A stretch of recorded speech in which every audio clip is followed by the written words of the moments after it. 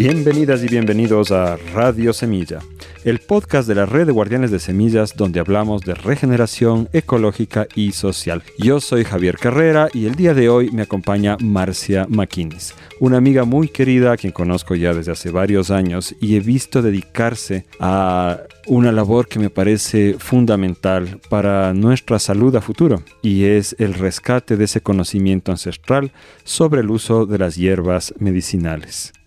Quería recordarles que sigan Radio Semilla en redes sociales y también contarles una maravillosa novedad. Tenemos ya montado todos los episodios del podcast en un canal de YouTube para que nos puedan seguir con más facilidad. Es el canal de la Red de Guardianes de Semillas, pueden buscarlo con ese nombre en YouTube o directamente con el nombre de Radio Semilla.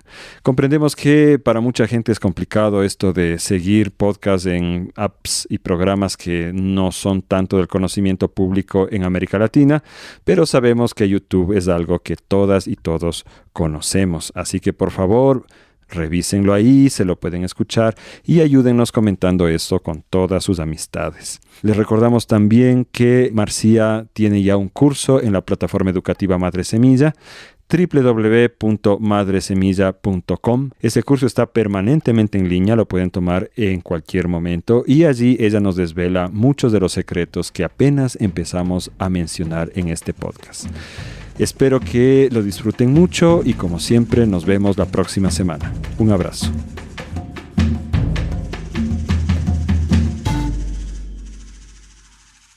Buenos días, semilleristas. El día de hoy me acompaña Marcia McInnes. Marcia es muchas cosas, de lo que yo sé al menos es permacultora, granjera, parte de una comunidad que tiene una preciosa granja en Pifo, cerca de la capital de Ecuador, Quito. Es montañista también, es educadora, es mamá y es una experta en hierbas medicinales, que es la razón por la cual nos acompaña hoy, para dar un vistazo a ese universo que yo sé que a muchos de ustedes y muchas de ustedes les fascina. Marcia, bienvenida. Gracias, Javier. Cuéntanos un poquito, la primera curiosidad, porque ya en ese Gracias, Javier, pudimos escuchar que Marcia no nació en Ecuador. Cuéntanos, ¿de dónde vienes?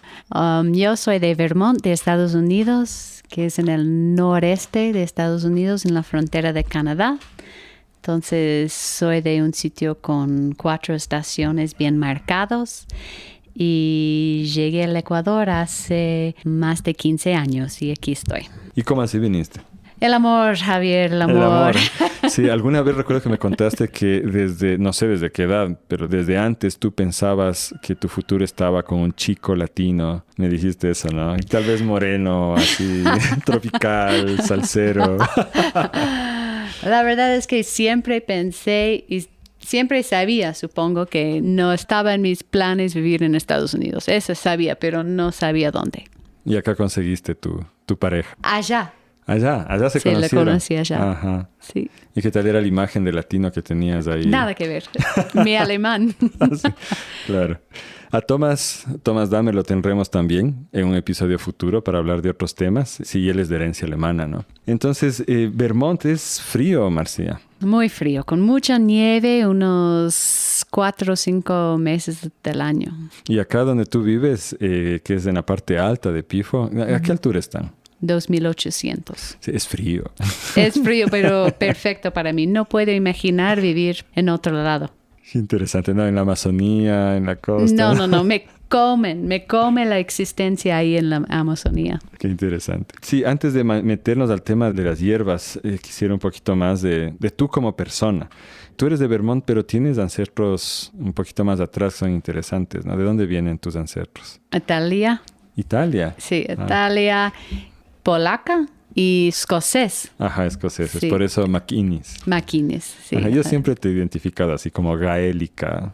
Ajá, Sí. con esa tradición, porque la tradición también que tú manejas de las hierbas es más la tradición que viene de allá, si no me equivoco. Sí. Ya vamos a ir viendo qué significa eso. Y es un aporte bien lindo también para nuestra cultura acá, que siempre se nutre de esa diversidad.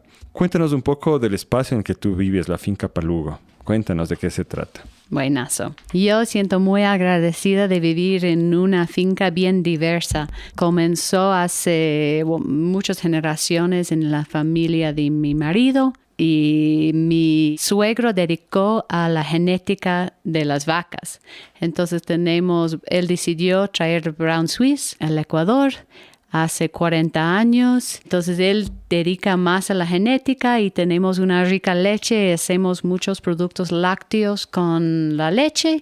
También tenemos unas huertas y manejamos un sistema de Community Supported Agriculture. Eso es agricultura con soporte comunitario. Descríbele así brevemente de qué se trata. La idea es que tenemos, en vez de tú te vas y compras tus legumbres, nosotros ofrecemos membresías y pagas unos meses anticipados y la idea es que estás apoyando el finquero en todo el proceso, todo lo que pasa en el clima, todo lo que pasa en la naturaleza. Entonces, a veces hay, como sabemos, en la huerta mucha abundancia y a veces no hay tanto, pero tú como cliente estás apoyando lo que pasa en la huerta. Entonces, quiere decir que es un pago constante. O sea, tú pagas mensualmente lo mismo. Sí, pero en realidad nosotros como hacemos es 3 meses anticipado. Entonces, cada 3 meses pagan para los siguientes 3 meses su canasta. Y encima de la canasta de legumbres, que viene con huevos, también puedes pedir extras como quesos, leche, crema de leche, yogur, pollos. Ofrecemos carne unos 2 o 3 veces al mes. También tenemos chanchos, a veces un torete que no desarrolló en una manera adecuada.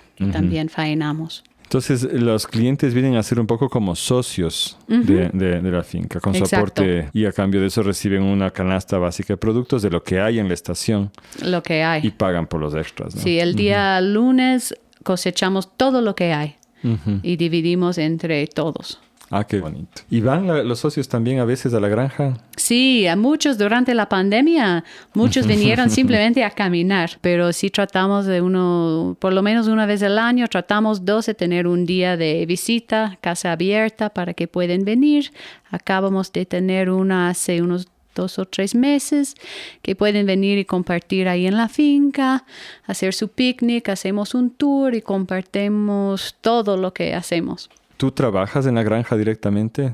¿Te haces cargo de la producción? Sí. Yo con mis cuñadas trabajamos más que nada en la parte de la organización, también en los procesos, ¿no? Yo quizás menos en las procesadas de mis otras cuñadas, pero entre nosotras 3 dividimos la organización, 6 meses, 6 meses, 6 meses. Entonces, desde el 1 de octubre, a mí me coja mi turno de 6 meses, que es manejar todo el tema de las canastas, los clientes, los pagos, todo lo que es relacionar con la gente, que es fuertísimo, pero hermoso. Imagino. Suena más bien de 100 fuerte. cuentas al mes, ¿no? Ay. Wow.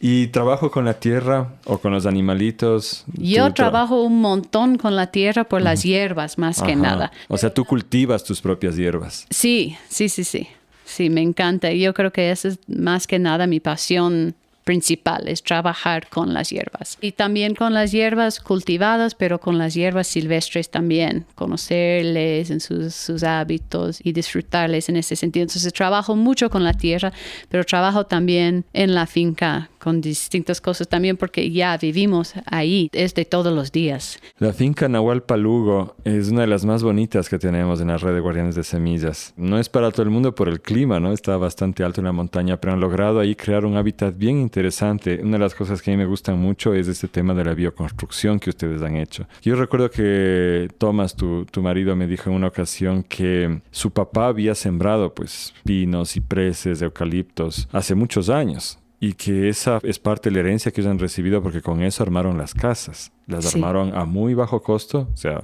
creo que era como la 3ª o la 5ª parte de lo que a mí me costó mi casa de superadobe. Porque tenían el material ahí. Están bien diseñadas y... bueno, yo voy a confesar que la que más me gusta es la tuya. Porque construyeron la casa en torno a una roca enorme, que es el eje central de la casa. Y todavía tiene sus helechos y sus musgos dentro de la casa, ¿no?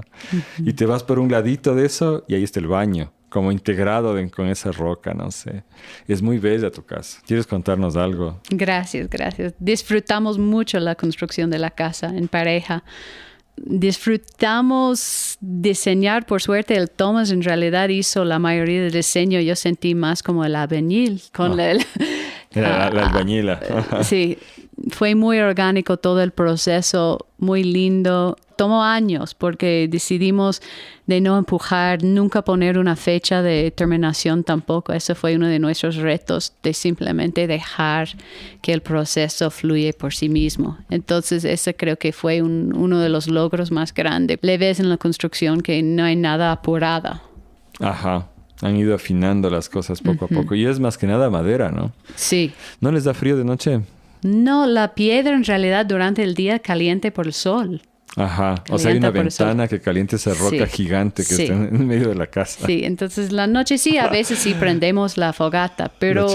La chimenea. Pero en realidad yo estoy acostumbrada al frío, entonces quizás no soy la persona adecuada de preguntar. Pero... Lo importante es que te has adaptado a tu entorno, ¿no? Tal vez yo me haga helado ahí, pero ustedes están muy bien adaptados ahí. ¿Cuántos hijos tienes y de qué edades? Tenemos 3 hijos. Tengo una niña de 9, Naya, una otra Nina de 7 y Timo de 4 años. ¿Y a qué escuela van? Cuéntame. Hacemos homeschooling en la finca y como mi marido tiene 2 hermanos, hay 6 niños en total en la finca y hacemos homeschooling. Entonces los niños tienen una agenda desde lunes a jueves de diferentes actividades y clases particulares y también invitamos un par de profes distintos de afuera para ciertas clases como música y arte y en esas clases también hay un par de otros niños. Se unen, se colan.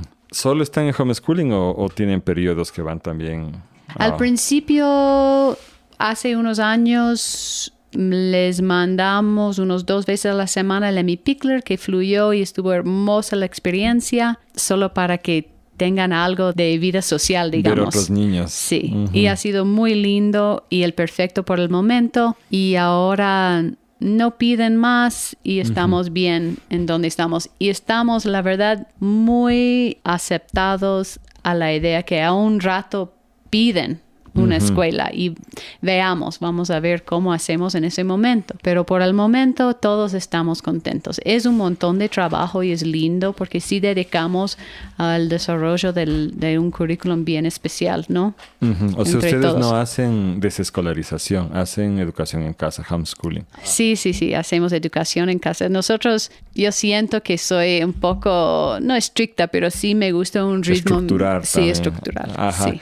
Es bien interesante porque para nuestros radioescuchas, tu esposo Thomas es primo de Karina Dahmer, que nos dio el episodio sobre educación que era centrado en la desescolarización. Sí. Y es bonito ver esa diversidad porque al final todos los niños están felices a la final, están teniendo sus procesos, ¿no? Yo una cosa que envidio mucho es la jorga que se forma entre los primos, ¿no? Jorga decimos aquí, ese grupo de guambras que crecen juntos. Y eso les da un entorno bien, bien bonito. Y donde están realmente es un privilegio pues estar ahí en el campo de esa manera. Los animales tienen una forma especial de ser criados en bastante libertad, pero ese tema no vamos a ahondar ahora porque ese es el tema que quiero hablar algún momento con Thomas. Ya. Entonces vamos a ir un poquito más hacia las plantas. Pero antes de llegar a eso, quería preguntarte también sobre tu experiencia como montañista. Montañista. La verdad es que quizás la palabra mejor sería aventurera. ¿Ah, sí? Me gusta mucho la montaña, pero me gusta en general la aventura. Desde pequeña, mi madre siempre nos sacó a hacer cosas. Entonces siento que definitivamente es parte de mi vida. Me gusta. Acabamos de regresar hace 2 días de una expedición de 5 días en bicicleta con los niños. Ellos... ¿Con todos tus niños? Thomas, yo y nuestros 3 hijos. Con los 3 hijos. ¿El más pequeño qué edad decías que tiene? 4. Con el de 4. Wow. Entonces fuimos desde Joa, por el camino atrás de Chiriboga hasta Saloya, por Mindo. Unos 65 kilómetros, camping todas las noches y unas cuestas gigantes, bajadas hermosas. 5 días. ¡Qué bestia! ¿Solo la familia? Solo nosotros. ¡Qué increíble! Hermoso. Y la perra. Nuestra cachorra, sí. Qué experiencia eso para los niños. Oye, Sí. qué cosa tan increíble.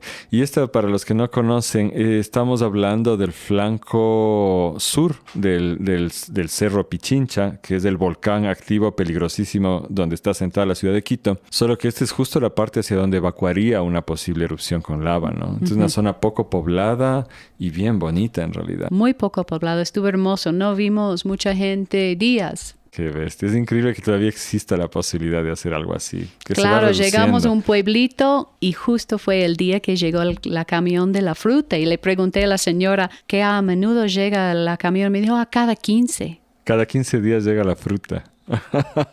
Quedé impresionada. Y es 1 hora de Quito. En ese rato estaba en auto 1 hora nomás de Quito, ¿no? Sí, qué lindo. Entonces, todo esto yo quería preguntarte antes de que empecemos a entrar en el tema profundo de esta vez, porque muestra también, es todo un bagaje que a la final influye en lo que tú estás haciendo, porque como montañista, tú sabes algo de medicina, primeros auxilios, sabes cómo dar rescate en montaña y todo Sí. esto. Entonces, ahora entremos en este tema. ¿Cómo fue que te acercaste? ¿Cuál fue el momento que te llamó hacia las hierbas?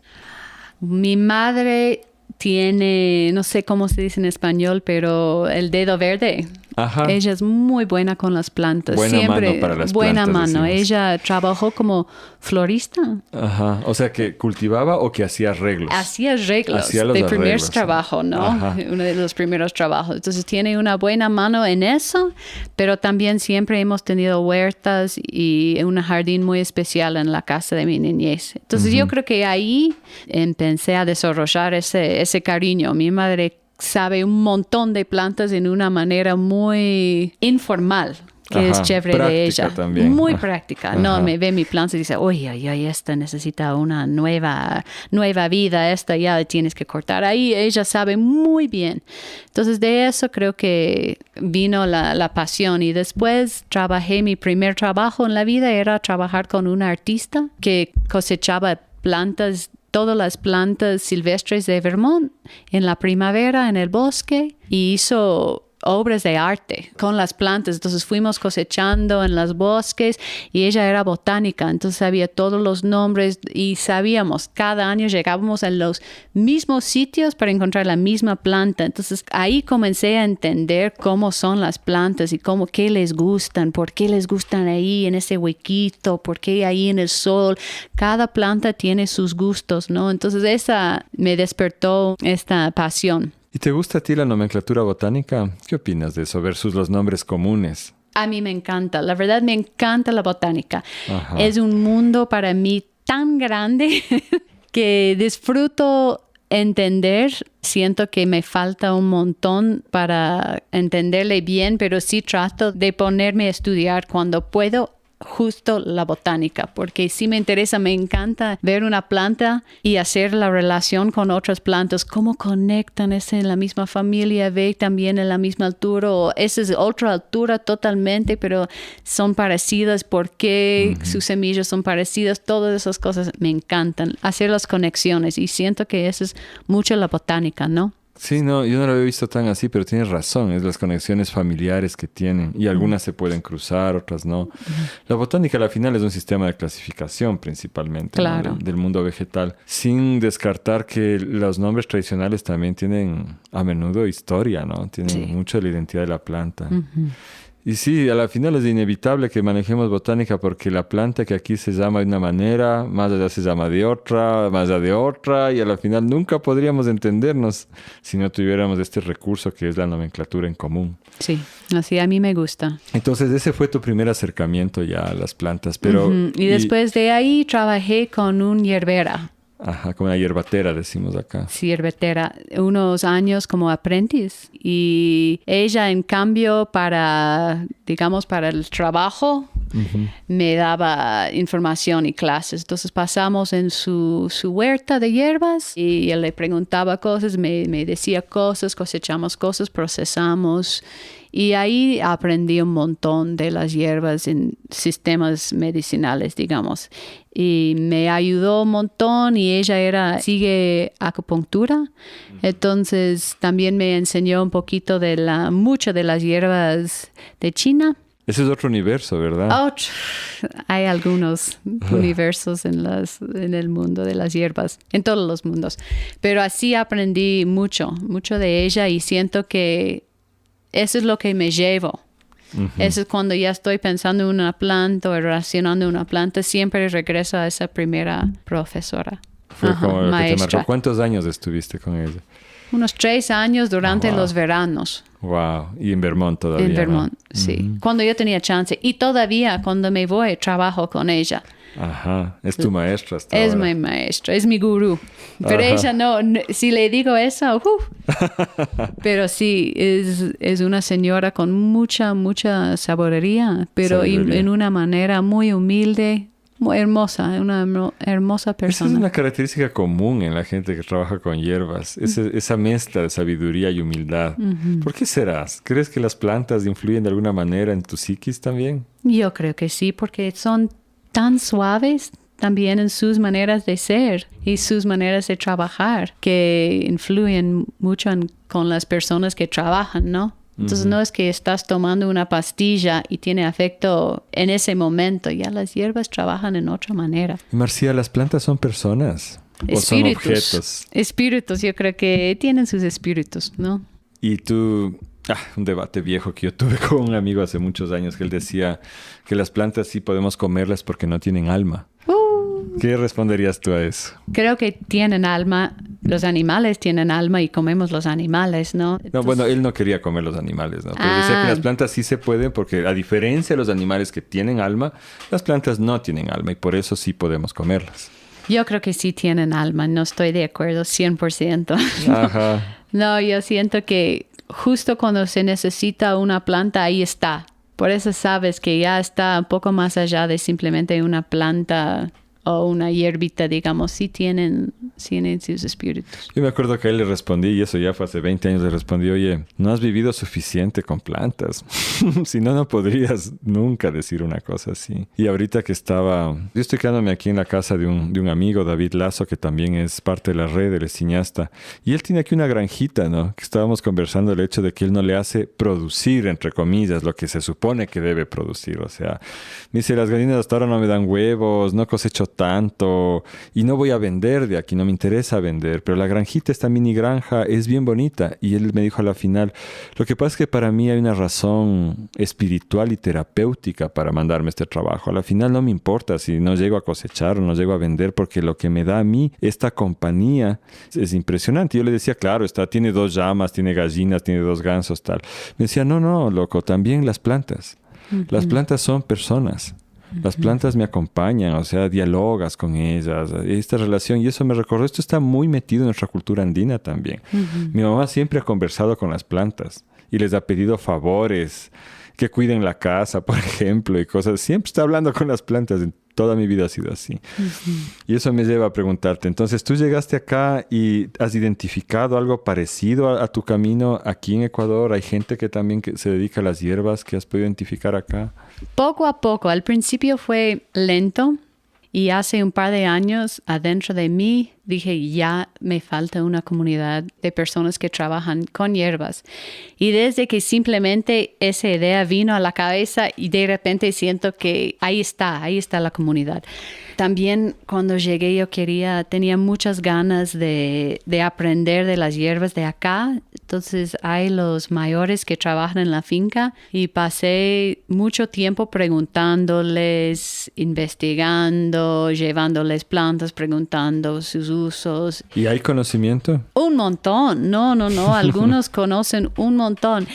Lo difícil a veces son, como estabas diciendo, tantos diferentes nombres. Uh-huh. Se hace difícil identificarles. Por ejemplo, el chin-chin. Yo tengo ese recuerdo que me decían y yo digo, esta planta conozco y tomé quizás un año en hacer la conexión con la cena, que es una planta que nosotros tenemos y usamos mucho, es la cena. Es la misma. Es la misma, pero sí me pasó mucha esa. Tomé mucho tiempo en hacer las conexiones, porque hay muchas plantas parecidas o la misma planta, quizás otra especie, pero muchas de las mismas plantas que conocí antes de llegar al Ecuador, que simplemente tomé el tiempo en reconocerles, digamos, aquí. Ujú. De todas maneras, es una tradición diferente. Me parece fascinante el tema de que haya tantas tradiciones de hierbateras, ¿no? De herbología en el mundo. Tú mencionaste la China. Como decíamos, es un universo, ¿no? Y es bastante famosa la herbología china. Pero también la herbología de la India, ¿no es cierto? Que es diferente. Y sin ir más lejos, aquí en Ecuador es distinto. Los Andes del sur, la costa y sobre todo la Amazonía, ¿no? Que es la mayor farmacia botánica del mundo.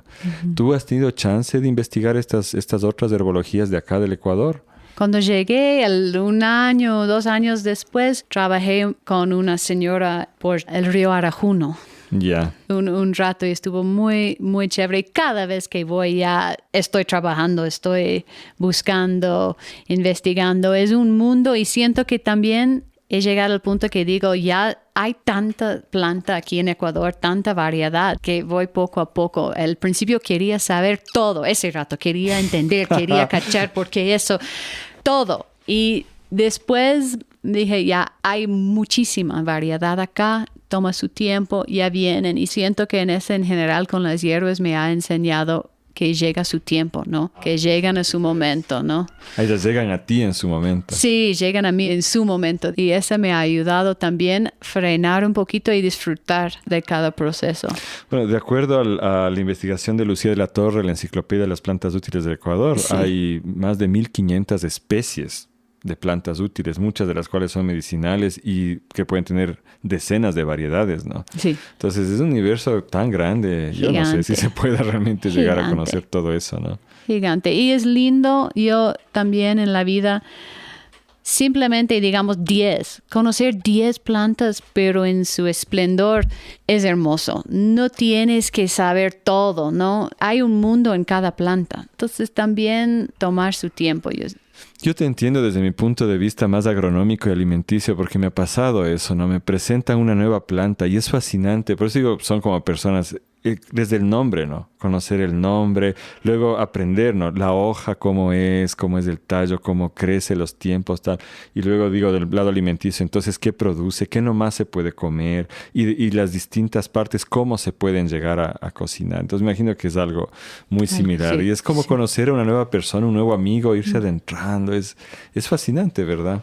Claro, yo siempre trato de invitar a la gente a hacer eso, conocer una planta, probarle, cocinarle, secarle, hacer un tipo de proceso con la planta, porque abre un mundo cada planta. Entonces, sí disfruto de cada momento con cada planta. Y puede ser algo tan común como el diente de león, ¿no? Claro. Yo me pasé la vida pisándole, soplando, ¿no? A ver, me quiere, no me quiere. Y al final empecé a aprender que es una planta medicinal brutal. Y la raíz es comestible y se puede hacer vino. Estoy bien, me faltan cosas del diente de león. ¿Cómo le sientes? El diente de león puede ser todo. Mi abuela de niña cosechaba las hojas para hacer ensaladas. Ajá. Sí, uso yo la raíz, mucho uso toda la planta. Y la raíz es la cosa más amarga del mundo, pero... Pero es rico también. ¿En serio? Sí, si le pones en el horno a tostar, ¿cómo se dice? Tostarle un poquito, riquísimo. Ve, ya aprendí algo nuevo. Sí, riquísimo. Y es una detoxificante bien fuerte, pero en su manera, trabaja de una manera suave a la vez, ¿no? Y ayuda también con el hígado. No, sí, es una planta bien especial, el diente de león. Y que comerla simplemente. Sí, puedes simplemente comerle, ¿no? Ajá, tanto la ensalada como la raíz. Las hojas son amargos, ¿no? Entonces ayuda a estimular el hígado. Como todo y lo amargo. Y la digestión, sí. Lo amargo desintoxica el hígado. Qué chévere. Sí, esa es otra parte de la tradición china, ¿no? Ellos dicen siempre que comer comida amarga es una de las cosas que hay que comer si se puede a diario. Es importantísimo. Porque la comida amarga ayuda a desintoxicar el hígado. Así que ya saben, digestión. Borrachines, amigos radioyentes, a comer diente de león. Yo quería mencionarte de una obra que a mí me gusta mucho, un libro que se llama El lenguaje perdido de las plantas. ¿Lo conoces? Y esta fue como mi mayor introducción al tema que tú manejas. Yo la primera vez que cogí el libro, empecé las primeras páginas y me pareció que era una pendejada esotérica, hippie, y lo boté. Y años después lo volví a coger y esta vez avancé un poco más y me encontré con uno de los libros más importantes que he leído en mi vida. De verdad. Es impresionante porque Stephen Harrod, él trata de entender realmente cuál es esta relación que tenemos con las plantas. Y una de las cosas que él explica ahí, que me parece fascinante y quería conversarla contigo, a ver qué me dices, es que todos los mamíferos grandes tenemos un cuerpo en el fondo de nuestra nariz que sirve básicamente para identificar olores muy ligeros, feromonas, y que las plantas se comunican con el mundo a través de las feromonas. Intercambian feromonas, o sea, sueltan feromonas en el suelo. Las feromonas son, digamos así, yo lo entiendo así, microolores. Entonces sueltan feromonas en el suelo a través de las raíces y es una comunicación que reciben otras plantas que están en su entorno. Y también las sueltan en el aire. Entonces daban el ejemplo que yo lo pude vivir en carne propia de cómo cuando se sienten atacadas, por ejemplo, por gusanos, emiten feromonas sexuales de avispas. Y entonces las avispas vienen a curiosear, a ver quién anda por ahí, y entonces ven las orugas y empiezan a atacar las orugas para comerse y así la planta se defiende.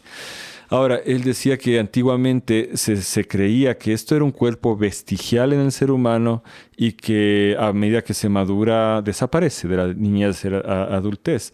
Pero que la ciencia ha mostrado últimamente que no es verdad, que desaparece para nada, que los adultos lo tenemos perfectamente. Y que lo que pasa es que en el entorno urbano, con tanta contaminación olfativa, tanto escape de bus, tanto fumar, se atrofia. O decía Stephen que en realidad perdemos la conciencia y la conexión y que eso se puede volver a entrenar y esa es una ilusión que yo tengo. Pero que al final lo que voy es esto. Él dice que la gente que trabaja en herbología, hombres y mujeres, lo que tienen es este sentido muy desarrollado y que son capaces de identificar los componentes en las plantas a través de este lenguaje feromonal.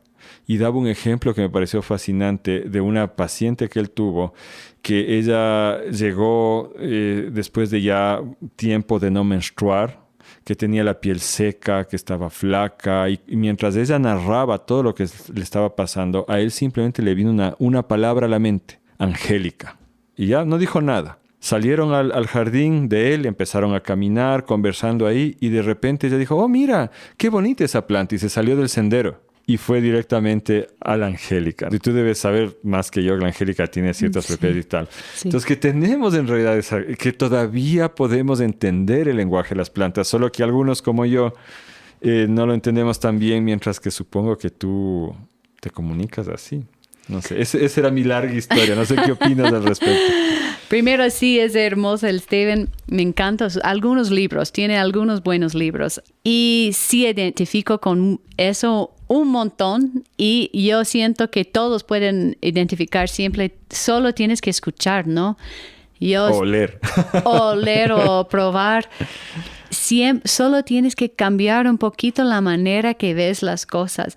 Y eso es lo que te dije antes. De repente siento que necesitas una planta o piensas en una planta y te das la vuelta y está ahí.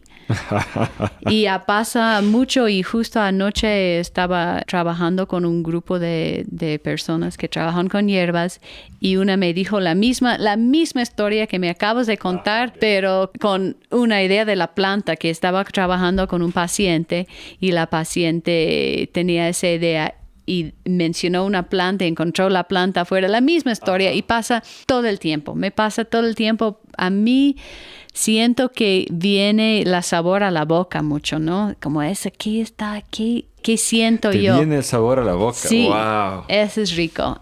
O el olor de la flor. Ajá. Sí. ¡Qué brutal! Yo me acuerdo que un amigo me contó y ahí yo entendí lo que él me contaba, esta historia, como el entrenamiento. Porque él fue a tratarse con un yachaj en Otavalo, un sanador indígena, ¿no? Que era un hombre ya maduro, pero estaba entrenando a su hijo adolescente, 14 años por ahí. Y de repente le manda al Wambra, le dice, anda fuera a la huerta y tráeme una haya. Haya en quechua significa es un espíritu fuerte, ¿no? Y en la clasificación de las plantas tú tienes las que son como más domésticas, malqui, ¿no es cierto? Las más de sacha, que son las silvestres, y estas haya, que son fuertes. Y el Wambra salió y trajo una planta, pero ojo que el yachaj no le dijo qué planta traer. No le dijo tráeme una ruda, tráeme una albahaca, tráeme una haya. Entonces quedó en manos del chico reconocer, como tú dices, cuál era la planta que ese paciente necesitaba.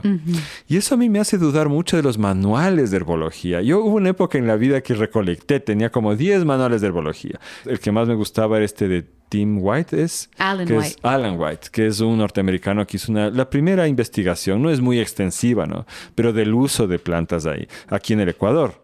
Ahí yo me enteré, por ejemplo, que uno de los mejores diuréticos es el pelo de choclo. Y ese es otro tema, vamos a hablar de la exoticidad de las hierbas, ¿no? Pero a la final la duda que me surge con estos manuales es que te dicen la manzanilla es buena para la guata, ¿no es cierto? Para la panza. Pero en realidad la manzanilla no es una sola cosa. Es la manzanilla en enero o la manzanilla en octubre. Es la manzanilla en la mañana o en la noche. Es la manzanilla en luna llena o en luna nueva, con rocío o sin rocío.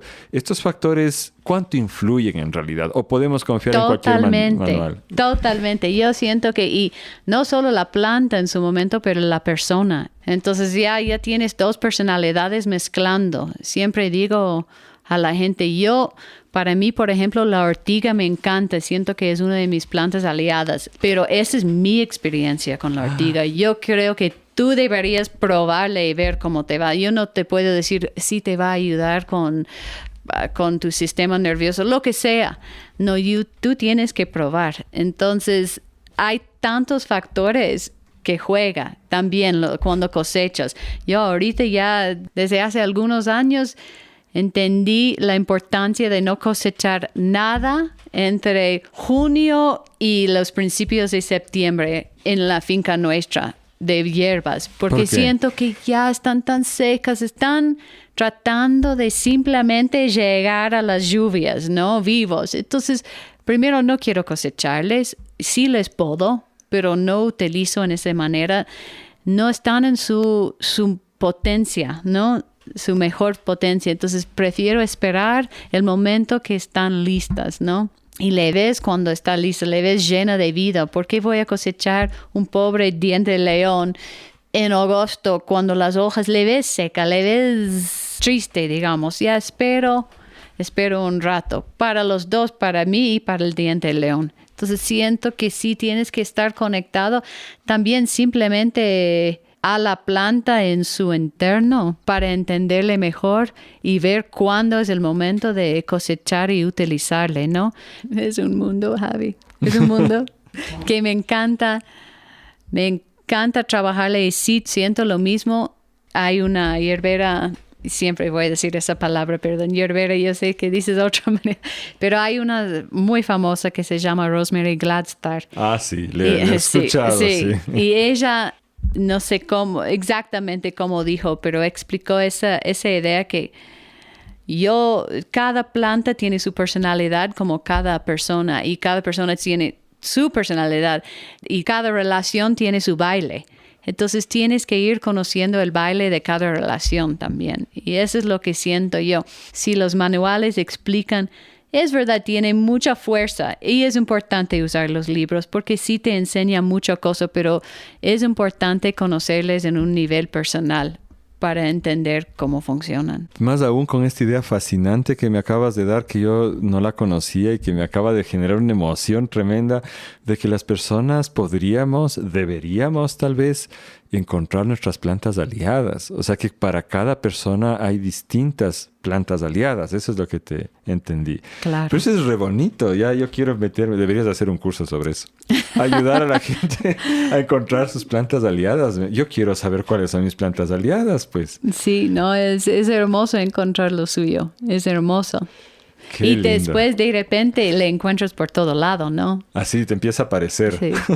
Dicen, o siento yo que también es verdad, que las plantas vienen a los sitios cuando hay necesidad, ¿no? No si viste en la Ruta Viva, cuando hicieron la Ruta Viva. Esta carretera grandota del aeropuerto, gigante, ¿no? Sí. De repente, unos 6 meses después, salieron millones de plantas de gordolobo. No me fijé. Que es bien conocido para sus propiedades para el sistema respiratorio, que para mí fue tan claro, causó tanta necesidad de que esa planta llegue ahí para curar un poquito de toda la polución que de repente vino a ese terreno, ¿no? Qué increíble. Entonces sí... Sí, yo siempre he creído realmente que el organismo es el ecosistema y nosotros somos las células de eso y se autoorganiza, porque lo mismo ponte cuando hay laderas deforestadas, en lugares de baja incidencia de fósforo aparece liguerilla, ¿no? Y yo he visto lugares que están poblados exclusivamente de liguerilla. Liguerilla lo que hace es acumular fósforo. O sea, el poco que queda en el suelo lo acumula y lo vuelve biodisponible. Significa que una vez que van cayendo las hojas y mueren las plantas, ahora sí ese fósforo entra en el ciclo de nutrientes del lugar y se provoca la transición. Después van desapareciendo esas higuerillas y reemplazadas por otras cosas. ¿De dónde llegan? ¿Cómo llegan? ¿Por qué se establecen? Es una cosa que todavía estamos lejos de entender, ¿no? Lejos. No, y de repente llega una planta. Muchas veces salgo y veo una planta en mi propio jardín y digo, ¿cómo llegaste? ¿Cómo llegaste? Porque no hay ninguna otra aquí. Qué increíble. Llegan porque tienen que llegar. Qué lindo. Y esto de los manuales, sí, lo que yo diría respecto a los manuales, escuchándote a ti, es que son un buen lugar para empezar. O sea, saber que tal vez es buena para el hígado, el diente de león te lo puede decir un libro. Pero esa es apenas la puerta en la cual estás entrando a este otro mundo y te falta caminar todo el camino para entender realmente. Y volver. Siento que empezar y volver. Justo anoche en ese grupo, una de las personas dijo que trabaja ahorita 50 años con hierbas y está en todo ese proceso de también celebrar y revisitar ciertas cosas y decidió encontrar sus primeros. Hay un Glenn Close que escribió un libro que se llama Back to Eden. Es uno de los primeros libros de hierbas para muchos hierberos. Y ella decidí sacarle. Y justo uno de los otros en el grupo dijo, qué chistoso, ayer saqué el mismo libro. Entonces, estás 50 años después utilizando las mismas. Es como, yo no trabajo, digamos, con Gordo Lobo por un año y de repente necesito el Gordo Lobo otra vez. Es lo mismo con los libros. De repente tengo una pregunta, una idea y si quiero realmente la opinión de los otros. Y eso yo siento que es mucho el valor de los manuales. Y es mucho, hablamos un montón entre todos, la importancia de la comunidad, ¿no? Con las personas que trabajan con hierbas, tratamos de realmente alimentar esa parte que es la comunidad. Aunque sea un libro, aunque sea plantas, aunque sea personas, es importante la información de los otros para alimentar tu propia educación y tu propio conocimiento. Entonces, sí hay mucho valor también desde el principio y hasta el fin con los manuales, los libros, los otros gentes. Sí, esto de conversar me parece fundamental y un poco nos remite a cómo era antes, ¿no? El aprendizaje. No era este aprendizaje organizado que tenemos en la academia, sino era un aprendizaje mucho más personalizado. No era estandarizado como es ahora, ¿no? Sino mucho más personal. Y tú te autodenominaste aprendiz y le llamaste maestra a esta mujer al inicio de la entrevista de la cual has aprendido tanto. ¿Cómo crees tú que se puede transmitir el conocimiento? ¿Podemos pensar que existe una carrera académica universitaria que reemplace realmente este aprendizaje entre aprendiz y maestro? ¿O crees que la mejor forma de aprender es esta práctica con un maestro? ¿Cómo ves el aprendizaje tú? Yo siento que en todo es una mezcla. Yeah. Para mí para aprender algo en una manera más completa es aprender del libro, del maestro, de la tierra, de la universidad. Si quieres aprender, el aprendizaje viene por todos lados y siento que solo tienes que abrir la puerta y decir bienvenidos. Y siento que sí hay muchas carreras ahorita con las hierbas y son muy válidos porque te ayuda a entender, poner una base clínica que es importante, que es todo otro lado, ¿no? La medicina, dices La medicina o el herbalismo clínica, ¿no? Ah, mira tú. Entonces sí es importante un poco de una mezcla si realmente quieres estudiar y profundizar. Pero me imagino que nada va a reemplazar a la práctica a la final. No, para nada. La práctica, el trabajar con las hierbas, estar con las hierbas y trabajar con la gente. Muchos años no trabajé tanto directo con gente y de repente ya me vino la realidad que trabajo con hierbas para curar gente, tengo que trabajar con la gente. Entonces esa ha sido también una parte del camino, ¿no? Y algunos llegan a cierta parte del camino en diferentes momentos. Como estaba explicando antes, mi camino comenzó más que nada con las hierbas. Otros comienzan trabajando primero como enfermera y encuentran las hierbas porque ya llamó algo, entendió algo, entonces comienzan a trabajar con hierbas porque son enfermeras y quieren encontrar otras maneras de hacer las cosas. Entonces cada uno tiene su camino válido. Ajá, puedes llegar de distintas formas. Oye, una curiosidad, ¿y tú tomas notas a lo largo de tu vida como hierbatera? ¿Has ido tomando tus notas? Todo el tiempo. Ajá. Quiero organizarles un poco mejor a veces, pero sí tomo muchas notas. Y pones dibujos, pegas. Totalmente. Tengo libros de notas. Uy, eso me parece tan emocionante porque además me lleva a otra cosa que yo quería conversar contigo. Me los estoy imaginando. Tengo una idea ya ahorita muy romantizada de cómo deben ser tus cuadernos de notas. Y me recuerda a estas imágenes que de niño yo veía de los manuales de magos y de brujas. Sí. ¿No es cierto? O sea, me imagino que debe ser un tesoro, que eso, quien lo herede, debe ser algo increíble. ¿Cuántas personas, cuántas mujeres habrán tomado notas de esa manera a lo largo de la historia?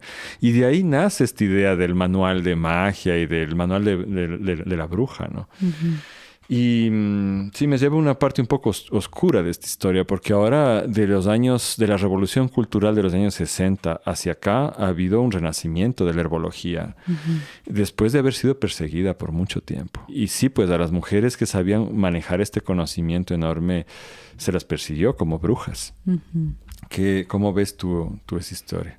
Como dices, exactamente. Siento que también hay algo de miedo en las cosas que no conocemos, ¿no? Uh-huh. Entonces siento que todo eso es relacionado, ¿no? Y si dices mujeres, sí, mucha de eso es relacionada con mujeres, ¿no? Y yo siento que los hombres, digamos, no entendían exactamente cómo estaba funcionando todo eso, les daba miedo. Entonces vino esa idea que las mujeres quizás saben más que no sabemos nosotros. Creo que viene un poco de ahí. Y también aceptar, y volver a ese tema de aceptar que sí, las hierbas sí tienen espíritu, ¿no? Y en sí es miedoso para mucha gente, ¿no? Muy miedoso de aceptar que me están mirando, que están pensando, lo que sea de esas cosas. Es miedoso no entender. Y siento que todo eso viene de esa idea y también el control. Siento que de eso viene, todos queremos controlar todo y en el mundo de las brujas, digamos, hay ese lado de no podían controlar. A las brujas. A la medicina Ajá. de las brujas, digamos. Sabes que me trajiste con tu comentario un recuerdo de mi adolescencia. Yo solía fugarme hacia la medianoche de la casa de mis padres y me iba a un bosque que había junto al río San Pedro. La primera vez que hice eso me senté ahí al pie de una colina en medio de un montón de árboles, sobre todo eucaliptos gigantes. Y yo, tenía un amor grande por la naturaleza, pero nunca había pensado en el espíritu de las plantas. Pero esa noche, así, sentado bajo los árboles, mi psiquis sintió algo poderosísimo. Y me asusté de verdad. Así del espíritu poderoso y, yo no sé, cargo de conciencia de ser humano. Enojado le veía yo de los árboles, ¿no? Así por el a que se causa y tal. Y a partir de ahí siempre pedí como permiso, siempre hablé tal. Entonces sí, sea proyección o lo que sea, hay una cuestión importante ahí que entiendo lo que dices de que la gente puede tener miedo de estos espíritus. Pero yo creo que es sobre todo lo último que dijiste, el control.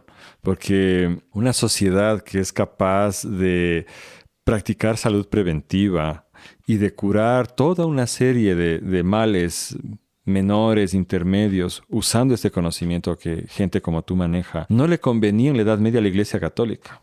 Para nada. Y no le conviene hoy en día a Bayer Monsanto. Tampoco. ¿No es cierto? Ese conocimiento es poder, es el poder de la autonomía. ¿Tú has reflexionado sobre este aspecto en lo que haces, este aspecto un poco más político? Sí, y trato a la vez no meterme en eso mucho porque siento que quiero que fluya conmigo mismo, ¿me entiendes? Siento que el mundo está aceptando en ese momento lo que estoy haciendo, digamos. Siento que hay ciertas personas que sí siento eso y lo que me ha pasado, y quizás puedo relacionar un poquito a ese tema, es que hay toda esa idea de, por ejemplo, yo trabajo mucho con el péndulo. Ajá, radiestesia. Y a veces al principio, cuando me llamó el péndulo, dije a mí mismo, qué loca. Porque, ¿me entiendes? Qué ridículo, qué hippie. Y en secreto voy a hacer. En secreto no voy a contar a nadie porque me van a pensar, me van a creer esa, lo otro. Entonces sí estaba medio escondida por ahí con mi péndulo. Y llegué al punto que digo, ¿sabes qué? No me importa qué piensan, pero veo eso y veo que hasta yo, que digo, al principio trabajando, wow, me está dando las respuestas que estaba esperando. Ese está un poco raro, un poco, no sé, es la palabra incómoda, digamos. Ajá, te sentiste incómoda. Sí, y entiendo esa sensación que tiene la sociedad cuando le encuentras con la persona leyendo el cristal. La bola de cristal. Sí, que dices, ay, ¿no? Hay algo ahí que tenemos adentro de nosotros de prejuicio. Ajá. Que tiene ese mundo de las hierbas y las brujas y todo eso también. Porque la magia tiene los dos lados. Que me da pena decir, pero hay gente que usa por hacer daño, ¿no?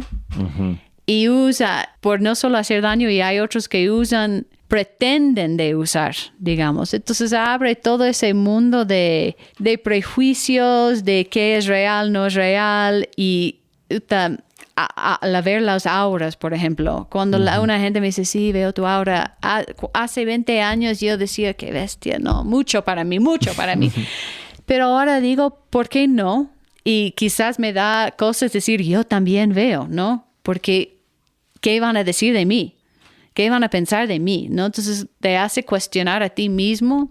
Siento que es eso, no sé si estoy... No, sí, te explicas correctamente, y yo tuve una experiencia parecida con la radiestesia. Yo tiendo a ser bastante escéptico en general. Tengo una formación así más tendiendo hacia lo científico, pero a la vez he vivido muchas cosas en la vida, y en una ocasión estábamos en Manabí y visitamos a un compañero montubio, del pueblo montubio de allá, que él había aprendido con algún extranjero que le trajo la radiestesia a su vida, y que este extranjero se pasaba abriendo pozos, ¿no? Porque para eso necesitaban usar allá. Entonces usan 2 varillitas de cobre, ¿no? Y él usaba. Entonces yo así como, igual que tú veías, así como un poquito desde afuera el asunto, diciendo, esto es mucho para mí. Y entonces el hombre me colocó las varillas en las manos, a mí. Y me dijo, a ver, busque por dónde cree que aquí está el agua. Y avancé para un lado, nada para el otro, y de repente en un punto, ¡bluc!, se abrían, ¿no?, las varillitas. Y yo entre mí decía, a ver, esto no está pasando. Debo estar sosteniendo mal las varillas, y trataba de apretarlas más, pero me retiraba, me alejaba, se cerraban. Me acercaba, se abrían. Y fui ubicando así, y el hombre me dijo, oiga, usted tiene talento, así de una le funcionó, ¿no? Entonces yo digo, son estos aspectos que la ciencia no explica todavía. Pero sería muy poco científico pensar que solo por eso ya no existen. Simplemente no hemos llegado a explicarlo. Lo mismo que ahora te decía con el cuerpo al final de nuestra nariz. Ahora ya tenemos al menos el inicio de una explicación de cómo funciona. Pero es algo que la gente ha utilizado siempre. Y este conocimiento de las hierbas, yo estoy seguro que había gente como Marcia McInnes hace unos 100,000 años ya, por ahí por el mundo, ¿no? No, y hay toda esa creencia que en la India hace 3,000 años, poco más, todas las personas eran iluminados, todos. Y pasó una época y dudas y terminó. Pero yo siento que el ser humano es iluminado. Uh-huh. Es el mundo que nos hace perder un poquito, como estabas diciendo antes. Solo tenemos que aprenderle de nuevo. Uh-huh. Que es mucho trabajo en realidad. Es trabajo. Y eso te iba a comentar, que es una cuestión de oficio. Esa parada de los oficios. El mundo moderno ha un poco reemplazado oficios con profesiones, ¿no? Para mí un oficio es este conocimiento informal que tú vas gestando simplemente a partir de tu propio interés. Eventualmente sí te ganas la vida con eso también, si es que, porque si no sería un hobby nomás, pero tú avanzas en la medida de tu necesidad de interés, no de una estructura que está creada, y toma muchísimo tiempo. Y entonces yo he conocido gente, por ejemplo, los luthiers, ¿no? Los que trabajan guitarras, violines, el amor que tienen por la madera. Tú entras a sus talleres y sientes ese olor a la madera y las cosas que usan, el cariño que le tienen, cómo la tocan, cómo te explican cada cosa que hacen con eso, ¿no es cierto? Y hay gente que se mete a entrenar para deportes y conocen el cuerpo humano de una manera increíble y saben cómo aconsejarte qué debes hacer. Entonces, en el caso de ustedes, las hierbateras, es así, pero es como cargar una enciclopedia cultural en la cabeza y hacer todas esas conexiones entre las condiciones del cuerpo humano y de la psiquis humana y las personalidades y propiedades de las plantas. Y yo por eso me fascina la idea de tus libros y tal. No creo que el conocimiento lo hayas guardado en tus diarios realmente. Eso está en ti y ojalá puedas enseñar a alguien antes de irte de aquí, ¿no? Porque es algo que se ha ido transmitiendo así de generación en generación. Ya quería preguntarte, ¿cuáles son los primeros pasos? Si alguien ahorita te escuchó y se siente fascinada con la idea o fascinado con la idea de, puchicas, yo quiero eso, ¿cómo deberían empezar? Hacer un té. Hacer un té, ir afuera. Desde aquí estamos en la casa de David, pero hay plantas por todo lado y hay plantas por todo lado. Esa es la pura realidad. Aunque sea en Quito, y siempre digo eso a la gente también en talleres, andan afuera del parque metropolitano si es la única sitio donde tienes hierba. Por lo menos hay diente de león. Sí, y trébol, y lengua de vaca. Hay muchas cosas. Anda a cosechar y trabajarles. No es lo mejor. No es lo mejor. Mucho mejor un poco afuera, más afuera de Quito o una otra ciudad. Pero lo más importante es simplemente comenzar. Como dices, ahí comienzas probando. Comes un poquito, haces un té, anda a una tienda y compras flor de Jamaica y haces un tecito de flor de Jamaica para probarle, para entenderle. Coges un libro y lees, como estamos leyendo, comenzar ahí, ¿no? Hay muchos buenos libros. Ese de Ellen White es muy bueno. Buscas la información. Pero más que nada buscan las plantas. Anda, si realmente quieres comenzar a trabajar con hierbas, sal de la ciudad, buscas un bosque y sientes ahí y simplemente sientes ahí, nada más. ¿Cómo se hace un té? Eso, yo recién expliqué todo eso en el curso que hice con el Madre Semilla. Sí, justo ahí está. Iba a mencionarlo. Pero hay té, hay infusión, hay decocción, hay algunas diferentes formas de preparar hierbas en agua caliente, ¿no? Hay también tés de sol. A mí me encanta, esas son mis favoritas maneras de hacer un té, que es un té de sol. En la mañana cojo lo que sea de hierbas de afuera, mejor hierbas un poco más suaves y no tan densas, digamos. ¿Cómo que, por ejemplo? ¿Manzanilla? Manzanilla, hierba buena, toronjil, y menta. Pones un par de cucharadas en un frasco de 1 litro, llena el frasco de agua y ponle afuera con un tapita en el sol y dejas unas 6 horas y tienes un té de sol. Wow, y es eso riquísimo. Sí, suena lindo. Y si está nublado no sale igual, me imagino. No sale igual, pero sale, sí, ¿no? Sale. Un día así, como es un poco nublado, sale igual. No, sale, pero no sale igual. Nunca sale igual, ¿no? Sí. Yo cada vez que hago una crema es otra crema y digo, es la misma receta. Así es trabajar con las cosas vivas, ¿no? Esto que Marcia mencionó es el curso, ¿cómo se llama tu curso? Botiquín Natural. En la plataforma Madre Semilla, www.madresemilla.com. Y sí ha sido nuestros cursos uno de los más exitosos hasta ahorita. La gente les llamó mucho la atención. Ha sido muy lindo y ahí está esta y otras recetas. Marcia, tú decías, váyanse al bosque, siéntanse llamado por las plantas, pero ¿hay peligro también? ¿Hay peligro? ¿Podemos ¿En qué hacer sentido? una infusión, un té de algo que a la final nos haga daño? ¿Qué tan peligroso es ponerse a experimentar sin ningún conocimiento con las plantas? Sí, quizás si te vas a comer un montón de hierba mora, sí te va a doler la panza, ¿no? Hay cosas que sí te hacen daño, pero si estás tomando en microdosis, está bien, ¿no? La mayoría. Incluso las plantas mágicas como el guantug, el floripondio. No vamos ahí, no vamos ahí. Perdón. Ten cuidado. Yo creo que en esa manera lo que digo es anda a sentar con las plantas primero, siénteles cómo sientes tú. Yo siempre llevo mi cuaderno, siento ahí dibujando un poquito, probando un poquito. Si hay plantas tóxicas, digamos, si quieres usar esa palabra, que también son mágicas en su manera, tienes que conocerles un poquito. Te recomiendo escoger, como estaba diciendo antes, escoger 10 plantas para conocer primero. Conoces esas 10 plantas y esas 10 plantas abren las puertas de 10 más y 10 más y 10 más. Ir conociéndoles. Pero sí, tienes razón, Javi, no es que deberías ir y comer todas las flores de guanta ahí que le ves porque quizás no te vemos de nuevo. Pero sí, andas con cuidado, pero a la vez no con miedo.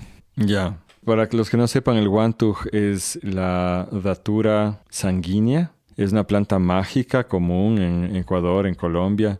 Y sí, pues un amigo mío se hizo té de eso y le encontraron tirado en la cocina. Tuvieron que llevar al hospital, hacerle lavado de estómago y transfusión de sangre para salvarle, ¿no? Uh-huh.